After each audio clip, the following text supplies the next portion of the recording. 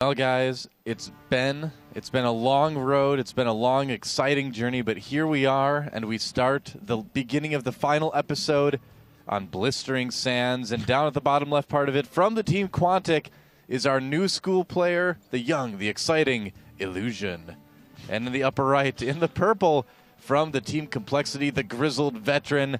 He has the scars of many games on this map. It is Complexity QXC. In fact, his stats are, he has a winning record on this map overall in TVT. So, pretty good map for our veteran here to start things off with. I'm all hot and bothered after your description of Illusion, I must say, but that's neither here nor there. So, grizzled veteran doesn't get you as hot and bothered, apparently? No, unfortunately. That's the young new thing. But, okay. So, here we go, guys. QXC versus Illusion. Best of 5 now.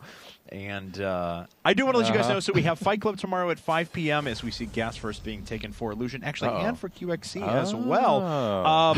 Big changes to our schedule starting next week. Yeah, no kidding. On Tuesday, Team Arena Challenge 3 is going to start. We're moving our schedule back a couple of hours, starting at 2 p.m. Tuesday through Friday each week. Doa is going to have a brand new show for you guys, starting with Cartographer on Tuesday, which I'll let him talk a little bit more in a bit. Thank you. Then, yeah, no problem. And then at 3 p.m., we are going to have Team Arena Challenge 3, the proper start of the 24-team season. So our normal scheduled programming is moving back a couple of hours. The pre-programming starts at 2. The matches start at 3 p.m. Pacific every day of the week now. Yep, so just to kind of catch up on the game right now, both of the guys have their barracks going down. QXC's, though, slightly faster. Could it be that his experience is already paying off on this map? It's literally probably 1 second. Not, but hey, why not? We can talk about that, right? It makes it exciting. Anyway, but yeah, 2 p.m. Tuesday through Friday now on IPL TV. It will be just me and you, viewer. We are going to do a bunch of fun things on Tuesday. We're going to take a really in-depth look at Mao's Maro's new map that he made for tournament play. So we're going to take a look at that.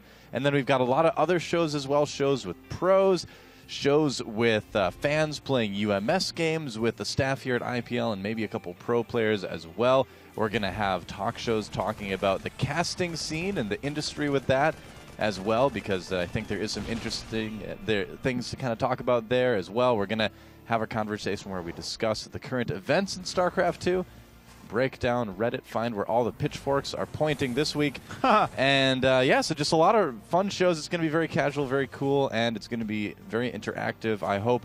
So yeah, join me 2 p.m. to 3 p.m. Tuesday through Friday, IPL TV, same channel as you're watching right now. Awesome. And tell your friends. All right, well, a couple of things to catch us back up into the game. QXC putting down a reactor on his barracks. He's decided to go for 1 gas with that factory up now. His starboard coming a little bit later than his opponent. Illusion has gone 2 gas. Reactor on the barracks still, but of course getting that starport down with a tech lab, potentially for some cloaked Banshee play here in just a bit. Now, Illusion did scout his opponent and should have noticed by the add-on and by the fact that this wasn't finished on normal time that he went gas first as well. QXC, though, has not scouted a thing. His Hellion is going to be his first presence on the map.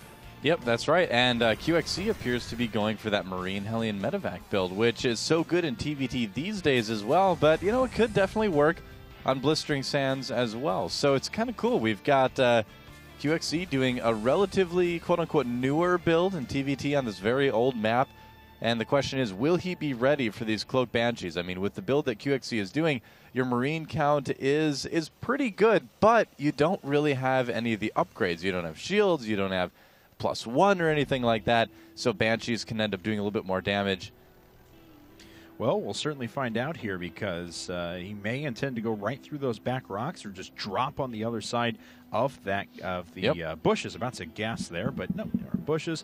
Illusion going to go ahead and float his factory down towards the 6 o'clock position. And QXC now adding a second gas, not going up to an expansion, just a little bit later to hit that heavy later tech. Yep, QXC's got a Viking coming out too, so he should be completely fine against these Banshees as long as he remembers to save a scan. And what the interesting part of this is going to be is that Illusion's going to see these units right there. He's going to shoot the rocks. He's like, ha!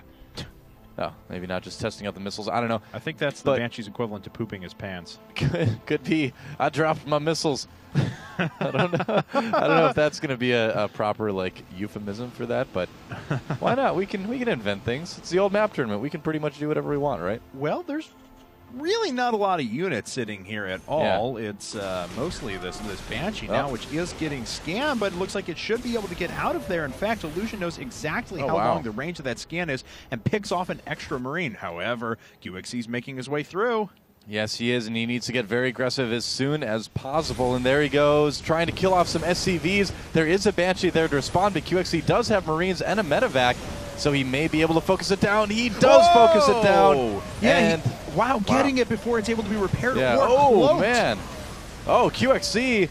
Oh, those SCVs are roasting. Oh, he could have gotten just one more hit. That would have killed quite a few of them. As it is, he did a decent amount of damage. Yeah, he's actually in a pretty good spot now. Yeah. As we can see, he's up by 4 workers. He's got the missile turret sitting back home. He's already moved over to a Raven himself and starting to get that tech lab to move into siege tank production. One advantage, though, I guess that Illusion does have is this slightly proxy factory is already producing tanks. Well, the thing is what he's going to do is try to roll up by QXC's natural and hit that, presuming that his opponent eventually expands. That's kind of the plan there for Illusion. But first we're going to... Oh, there we go. We're going to get back into the game. Short pause there. All right, we're back. It's okay. It's fine.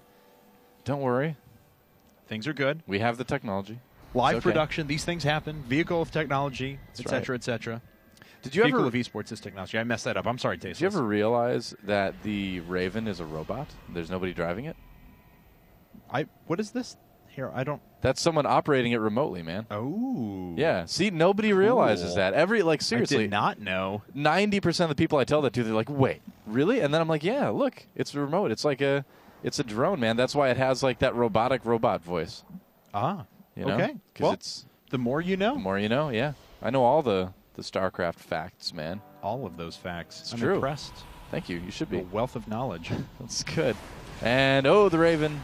Yeah, has to watch out here. Oh, the Raven. Back away. Quoth nevermore if it takes another couple hits from that Viking. That's so Raven. All right, that's so Raven. Here comes Illusion now, and unfortunately loses one of his tanks right up at the front. Auto turret goes down as well. Oh, wow. Not a good position here for Illusion. Getting forced back now, down by 18 supply. QXC going to continue in and do a little bit more damage. He does have a Banshee up of his own and is fine with taking some hits on it to make sure that the tank goes down. Yeah, I would say that's totally worth it. And this looks so much like an old TVT on this map, too. It really does. Players just kind of chasing each other back and forth through the middle with little armies like this.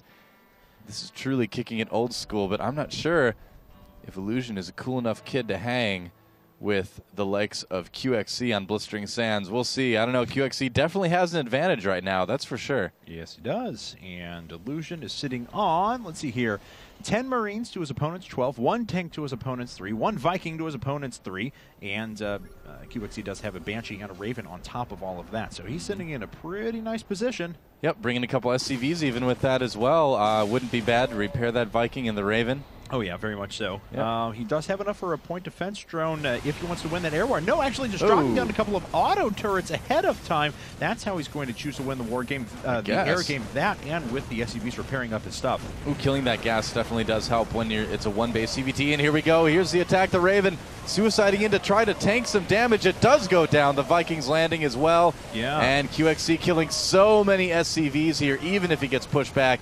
I think we're going to see a GG from Quantic Illusion. There it is. There it is. And